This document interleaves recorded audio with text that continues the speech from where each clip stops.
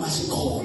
Mawukholwa ukuthi uhamba kahle, kube khona uSathane amwinayo, kade amwinele ukuthi uzowina wena. Nikhona abadala kaNkulunkulu. Kodwa yini ezosiphephisa lapho? Ukuthi siphile inhliziyo yethu sisembathe ingubo yoxolo. Abantu abaxolelayo bathelwa njengezidenge, njengezilima. Siyalahla uSathane, siyacosha uNkulunkulu masixolela. Yingakho as long usadwela iphakamo kuthi nalapho fanixolise khona uyibambe into letha ufuna uxolisa ilambeni kaSathane yepride ayixoshelwe ezweni.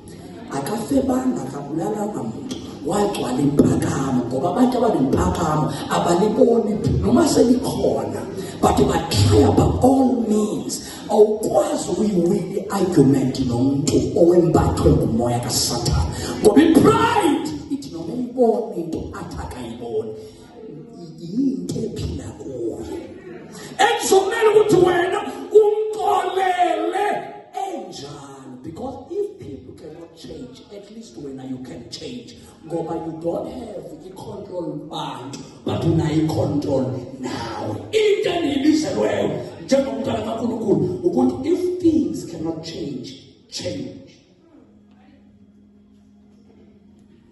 If things cannot change.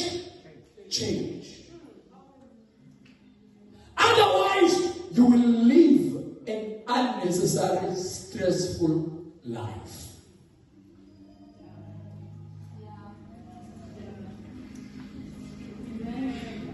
You take a step of faithing your fears. Faith your fears. Somebody shout faith. Faith. My fears. Faith. My fears.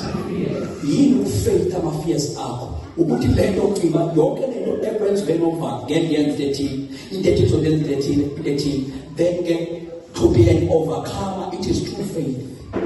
Whatever is born of God overcomes the world.